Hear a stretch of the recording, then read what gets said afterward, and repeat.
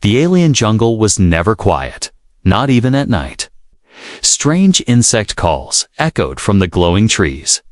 The leaves shimmered under the pale silver light of two moons. And somewhere far away, something heavy moved through the undergrowth. Its footsteps slow but powerful. The villagers called it the apex, the deadliest predator on the planet. They told stories about it, how it could outrun a hoverbike, how its claws could slice metal, and how no one had ever escaped once it chose them as prey. When a newcomer, a human named Jack, arrived in the village, they warned him the same thing they told every outsider: do not go north. That is the beast's territory. If you go there, you will not return.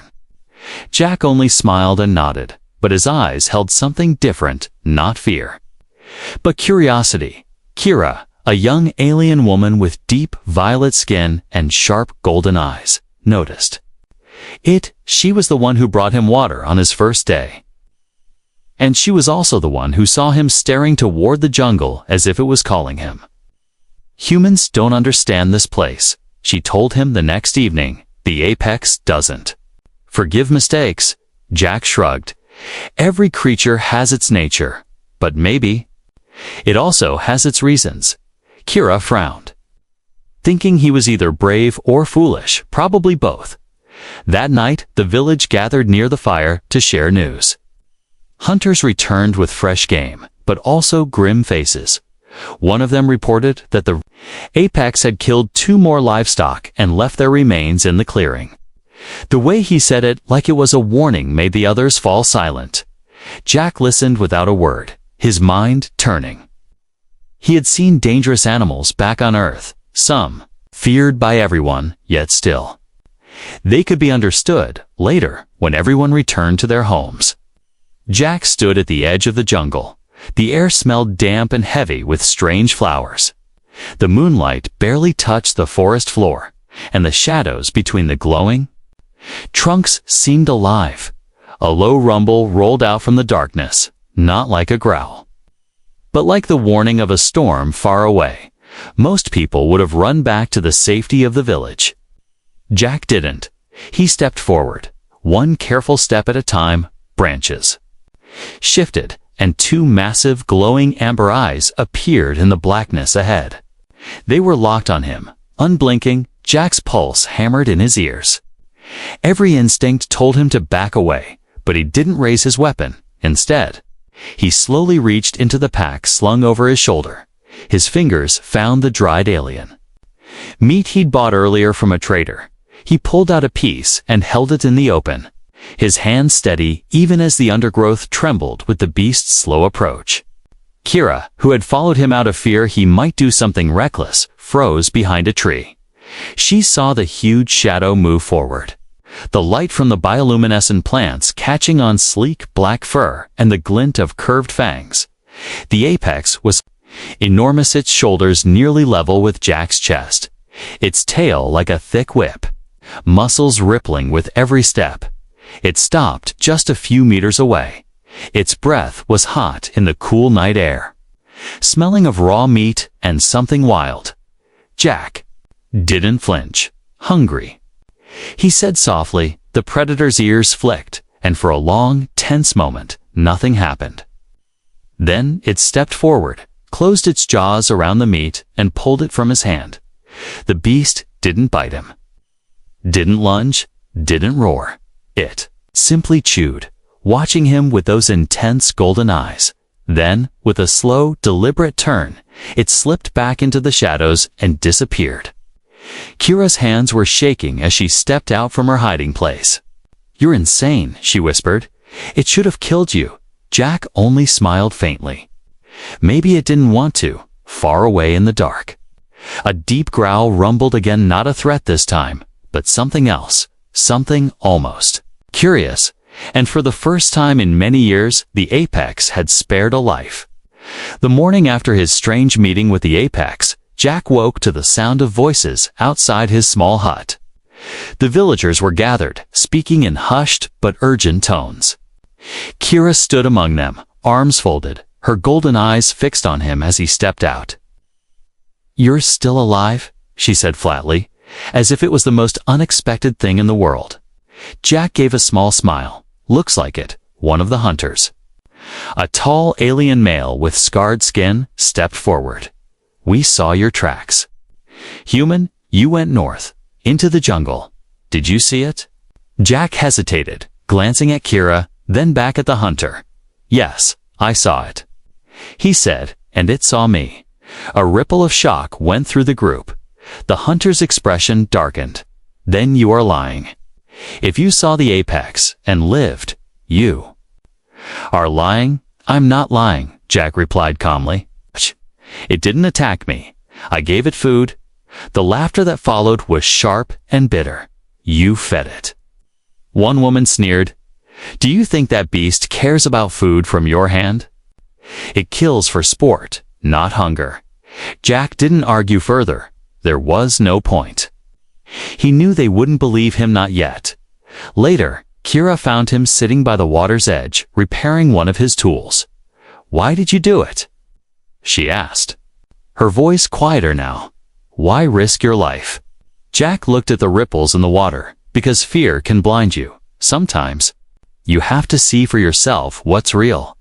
Kira shook her head, but something in her eyes hinted at curiosity. That evening, as the village settled in, Jack packed his bag again. Kira saw him heading toward the jungle and followed at a distance. Moving silently between the glowing tree trunks, the jungle felt different that night. Alive, but watchful.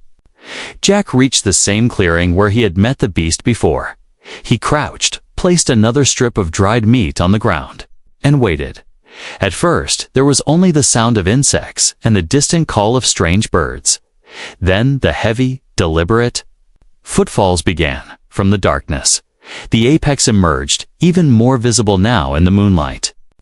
Its fur shimmered faintly, its muscles rolled beneath its skin, and those amber eyes locked on him again. Jack didn't move quickly, didn't make sudden gestures. He just waited, breathing slowly.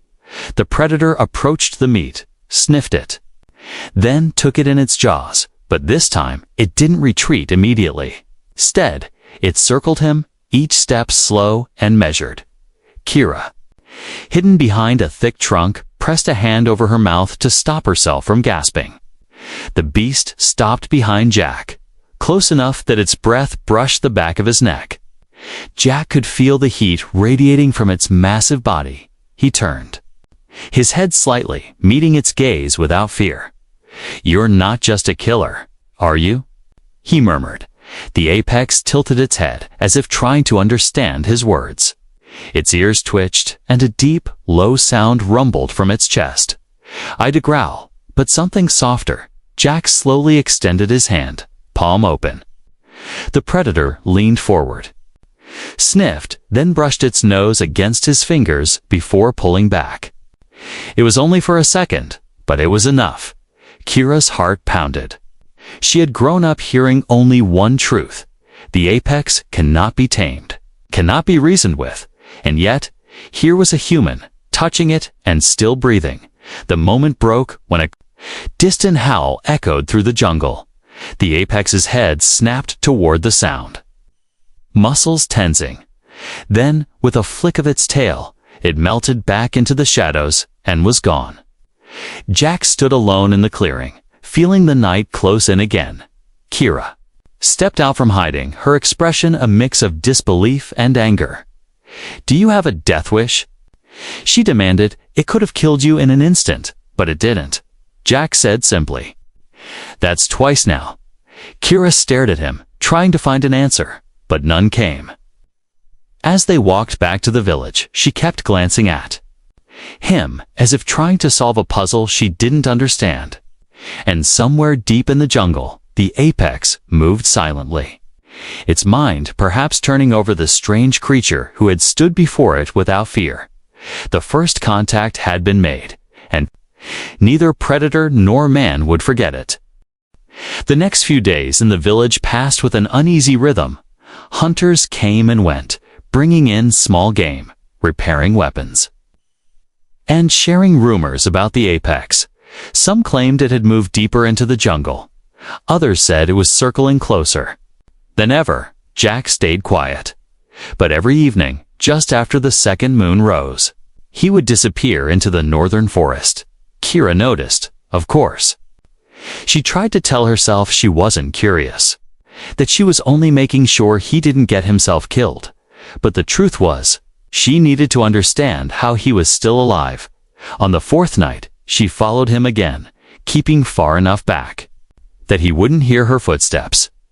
The air was cool, and the strange bioluminescent vines along the trees glowed like faint blue veins in the darkness. Jack reached the same clearing as before. This time, he didn't just bring dried meat. He had cooked something over his own small fire earlier that day, a rich, smelling stew of village grains and alien bird meat. He poured a portion into a shallow container and set it down in the center of the clearing. Then he sat cross-legged a few paces away. Waiting. Minutes passed. The jungle whispered with the sounds of insects and distant creatures.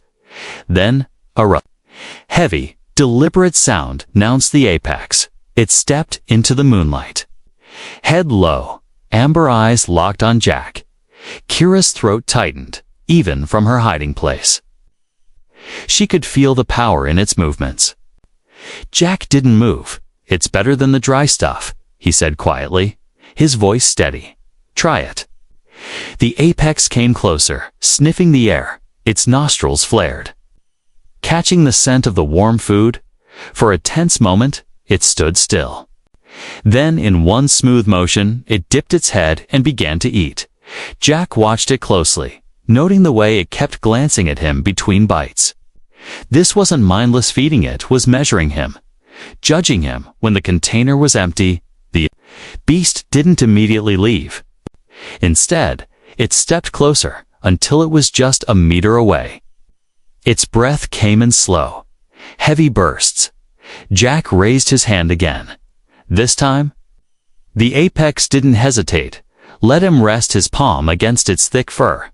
The texture was surprisingly soft under his fingers, though the muscle beneath felt like coiled steel.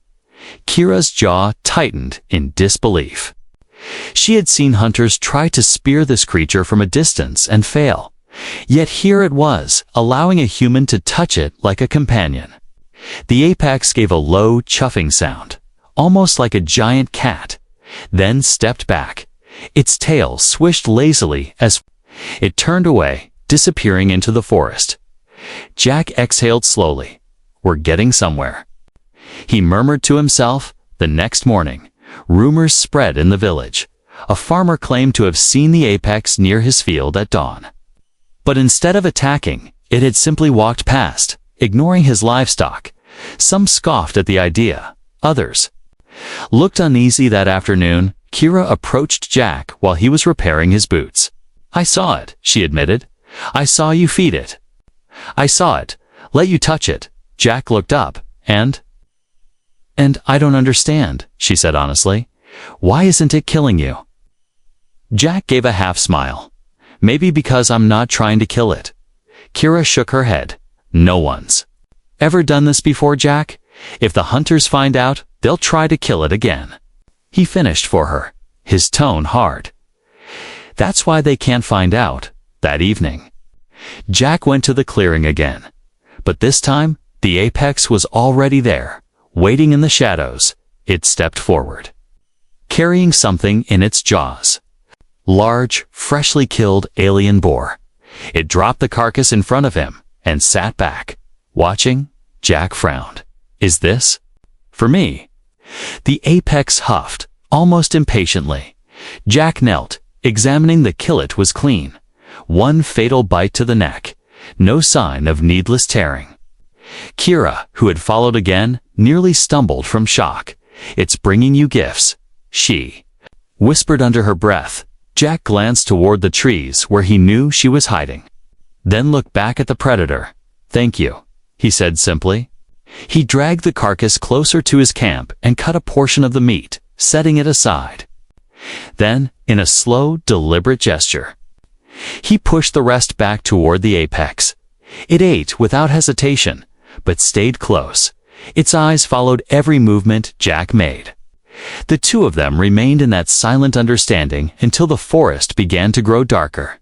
The apex finally rose, gave one last look, and vanished into the jungle. Kira stepped out from hiding. "It's choosing you," she said quietly, like you're part of its pack now. Jack didn't answer right away, but deep down, he knew she was right. The apex was no longer just a creature in the shadows. It was becoming something more. And that bond, fragile as it was, might change everything for the village. And for him, the peace between Jack and the apex didn't last long. For 3 nights, the predator kept visiting the clearing, sometimes accepting food, sometimes bringing gifts of its own. Each meeting felt less dangerous than the last. The way it moved around Jack was different, now still powerful, but less like a hunter stalking prey and more like a guardian keeping watch. But not everyone saw it that way. By the end of the week, whispers began in the village. Hunters were restless. Their traps had been empty for days, and they blamed the apex for scaring off the smaller game at sunset. Jack overheard a group of them outside the weapons hut. Their voices were low but sharp. "We track it tonight," one said. "It's gotten too bold. If it's not killing our livestock, it will start killing us. The human sees it often." Another replied, "We follow him. He'll lead us right to it." Jack's stomach tightened. He slipped away quietly, already knowing he couldn't let them near the clearing. That night, Jack left the village earlier than usual, hoping to reach the predator before the hunters could find it. The jungle was darker than normal, heavy clouds blocking the moonlight. The air smelled of rain and earth. Kira appeared from behind a tree, startling him. "They're going after it, aren't they?" she asked. "Yes," Jack said without slowing down. "We need to warn it." Kira hesitated. "Warn it?" "Jack, it's a predator. It doesn't understand. It understands more than you think." He cut in, his tone firm. By the time they reached the clearing, the apex was already there, crouched low, watching them with those steady, amber eyes. It padded forward, making a deep, questioning sound in its throat. Jack stepped closer, lowering his voice. "You have to leave. They're coming." The beast tilted its head, but didn't move. Its ears flicked toward the forest behind Jack, and he heard it too, the faint crunch of boots on damp leaves. The hunters were close. Suddenly, a sharp whiz cut through the air, and an energy spear slammed into the ground near the predator's front paw. The apex roared a deafening, bone-shaking sound and bounded backward. From the trees, 3 hunters burst into the clearing. Weapons raised, they fired again. This time the spearhead slicing across the predator's flank, leaving a glowing burn mark. Now, the apex staggered, then lunged at the nearest hunter with terrifying speed. The man barely rolled aside before massive claws tore into the ground where he had been. "Stop!" Jack shouted, stepping between them, but the hunters ignored him. Another spear struck the predator in the shoulder. It roared in pain, twisting violently, snapping the weapon shaft in its jaws. Kira ran forward, grabbing Jack's arm. "We have to get it out of here." Jack's mind raced. He reached for the small med pack on his belt, then shouted toward the predator, "This way." He ran toward the deeper jungle, praying it would follow. To his relief, the apex bounded after him. Despite the blood now staining its black fur, Kira stayed close, glancing back to see the hunters regrouping. Preparing to follow, they didn't stop running until they reached an abandoned cave, half hidden by vines and thick roots. Jack ducked inside first, checking the space. The predator limped in after him, its breath heavy, eyes bright with pain. Jack dropped to his knees beside it. "Easy, easy." He opened the med pack and began working quickly, cleaning the wounds with antiseptic foam. The predator growled at the sting, but didn't strike him. Kira hovered near the entrance, listening for any sound of the hunters. "They won't give up, Jack," she said. They'll keep coming until one of them or the apex is dead. Jack glanced up at her, his hand still working. Then we make sure they don't find this place. The predator's muscles trembled under his touch, but it didn't pull away. In fact, as he pressed a bandage to its shoulder, it leaned slightly against him, its weight solid and heavy. Kira stared at the sight, her chest tightening. "It's letting you help it," she murmured, "like it knows you're not the enemy." Jack met her gaze. "Because I'm not." Outside, distant shouts echoed through the trees. The hunters were sweeping the jungle. But for now, the cave kept them. Hidden, the apex shifted, lowering its massive head until it rested against Jack's side. Its breathing slowed, but its eyes stayed open, watching the entrance. Guarding even in its weakened state, Jack felt the tension in his shoulders ease just slightly. He had bought them time. But he knew this was only the beginning. Somewhere in the jungle blood had been spilled, and that meant the balance between man and predator was about to change forever. The jungle was never truly silent, but that night it felt heavier, as if every living thing was holding its breath. Jack sat near the cave entrance, sharpening a small blade more out of habit than need. Beside him, the apex rested on its side, the fresh bandages on its wounds glowing faintly in the moonlight. Kira was pacing in the shadows deeper inside the cave. "They'll come again," she said. "The hunters won't stop. They think killing it will restore balance." Jack's eyes stayed on the dark trees outside. "Balance," he muttered. "They don't see that killing it will break more than it will fix." The apex stirred at the sound of his voice. Lifting its head, those golden eyes found his. And for a long moment, it was as if something unspoken passed between them. When dawn came, the forest lightened to a soft green haze, and the air grew warmer. Jack knew they couldn't hide forever. He stood and strapped his pack on. "We move," he said. Kira frowned. "Move where?" "The hunters will be waiting in every direction." Jack looked at the apex. "We move to somewhere they can't follow at.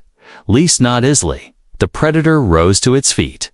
Still limping slightly, but strong enough to travel, they left the cave and began weaving through narrow animal trails, the dense canopy above filtering the morning light. Hours passed. The apex kept glancing back at them, its ears twitching as if listening for something far behind. They stopped near a river to drink. The water was cold and clean. Kira knelt beside Jack, whispering, "Do you think it understands we're helping it?" Jack nodded without hesitation. "It knows. And I think it's deciding what to do with that knowledge before she could respond." The sound of movement reached them, a pattern too deliberate to be an animal. Jack's body went tense. "Hunters," he said. From between the trees, 3 armed villagers stepped into view.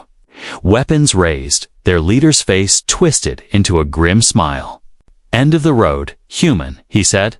"Step aside." The apex lowered its head, a deep, warning growl vibrating through the ground. Jack stepped forward, placing himself between the predator and the hunters. "It's wounded. It's not a threat to you right now," he said, keeping his voice calm but firm. The leader sneered. "Not a threat. It's the apex. It's always a threat." He raised his spear. "Move, or you die with it." Kira's hand found Jack's arm, a silent plea for him not to do something reckless. Jack didn't move. "If you want it, you'll have to go through me." The hunters shifted uneasily, but their leader barked an order, and 2 of them advanced. That was when the apex made its choice, with a sudden roar that split the air. The predator lunged not at Jack, but past him, slamming into the nearest hunter with bone-crushing force. The man flew backward into a tree, his spear clattering to the ground. The second hunter swung his weapon, but the apex's claws caught it mid-swing, snapping the shaft like a twig. A heavy swipe sent the man sprawling into the undergrowth. The leader stumbled back, eyes wide. "It's protecting you." he shouted in disbelief.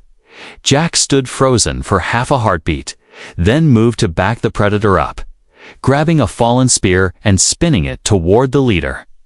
"Go," he said coldly.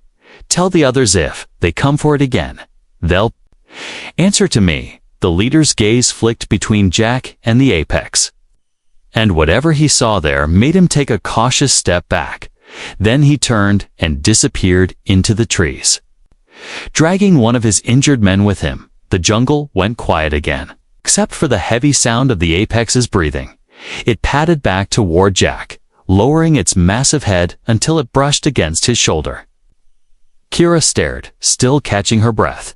It fought for you," she whispered. "Not just because it was cornered it chose you." Jack rested a hand on the predator's thick fur, feeling the steady thrum of its pulse beneath his palm. "We're past survival now," he said quietly. "This is trust," the apex rumbled in response, its golden eyes bright in the dappled light, and for the first time, Jack realized that what they had now wasn't just an understanding, it was a bond that neither fear nor blood could break. But deep inside, he also knew this meant one thing. The village would never see the apex the same way again. And that could be both their salvation or their doom. The jungle carried the smell of damp earth and blood. Jack walked beside the apex, one hand resting lightly on its thick fur as they moved deeper into the northern wilds. Kira followed a few paces behind, her eyes constantly scanning the trees. After the fight that morning, there was no hiding anymore. The hunters would spread word through the village, and by nightfall, every able fighter would know that the apex had spared a human and worse, had defended him. To the villagers, that wasn't proof of friendship, it was proof of danger. By midday, they reached a ridge overlooking the valley below them. The river cut through the forest like a silver blade. But Jack's focus wasn't on the view. He saw movement in the tree line. On the far side, figures moving in formation. "They're coming," Kira said, her voice tight, "and this time, they're not just bringing spears." Through the gaps in the foliage, Jack caught the glint of energy rifles, his jaw clenched. "They're planning to finish it," he said, glancing at the apex, "or us." The predator's ears flicked forward, picking up the same sounds. Its muscles tensed. Claws digging into the dirt, Jack dropped his pack, pulling out the small set of tools and scrap tech he'd collected from traders. He began piecing together crude traps, then wire lines hidden in the undergrowth, noisemakers to alert them, sharp stakes angled into the path. Kira crouched beside him, helping without needing to be told. "You're turning this place into a choke point," she realized. He nodded. "We make them come to us. Narrow the fight so they can't surround us." When the last trap was set, they took position near a cluster of fallen logs. The apex crouched low, its golden eyes unblinking, tail twitching. Slowly, minutes later, the hunters emerged from the trees. More than a dozen of them, weapons ready. Their leader from before was at the front, his face twisted with determination. "Move aside, human," he called. "We end this now, Jack." "Didn't move. You're not killing it," he said, his voice calm but carrying through the trees. "Then you die with it," the leader snarled.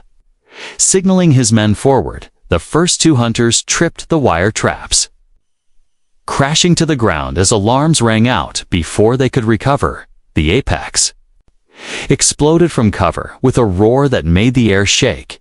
It hit the nearest rifleman like a charging wall, sending him flying into the undergrowth. Jack stepped in, disarming another hunter with a sharp strike and kicking the weapon away. Blaster. Fire cracked through the air, sizzling past Jack's shoulder. The apex dodged with inhuman agility, closing the distance to the shooters in seconds. Its claws ripped a rifle apart as if it were paper. Kira stayed close to Jack, using her smaller frame to dart in and knock weapons from hands. Her movements sharp and precise. The battle was chaos, shouts, roars, the smell of scorched leaves, the apex moved like a living storm, protecting Jack's flank without needing commands every time a hunter tried to aim at the human. The predator was there first, teeth bared. Jack fought with the same focus, covering the apex when it took a hit to the side. He grabbed a fallen spear and hurled it at a hunter who was aiming from cover, forcing the man to duck. When the last of the traps went off, the fight shifted. The hunters were no longer advancing. They were retreating, pulling back toward the tree line. The apex didn't chase them far. Stopping just short of the open clearing, it stood tall, chest heaving, watching as the remaining hunters vanished into the shadows. Silence returned to the ridge, broken only by the heavy breaths of man and beast.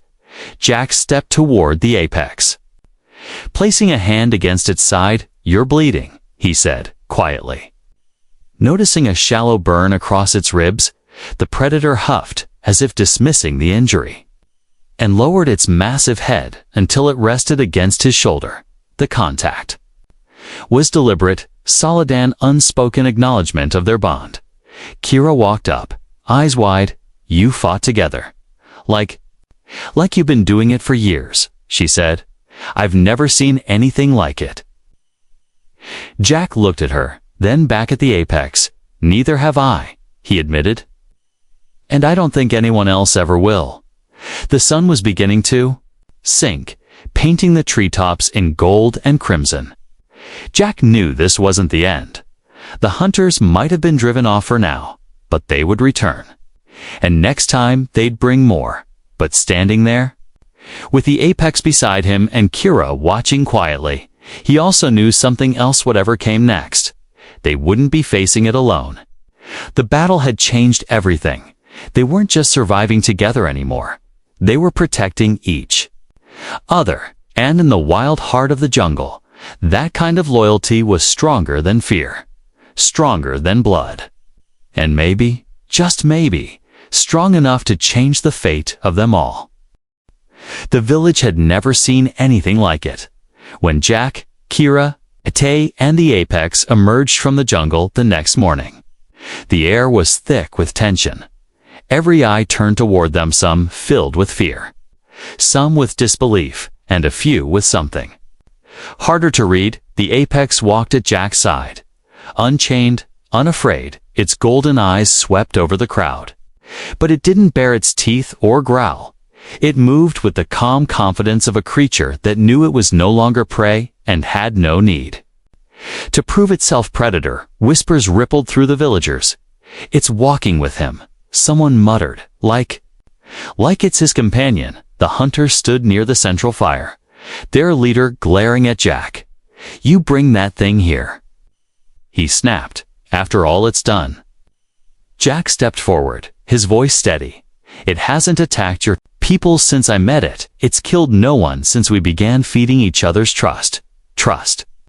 The leader spat. "It's a wild killer. It can't be trusted," as if to prove him wrong. The apex lowered itself onto its haunches beside Jack, calm and still.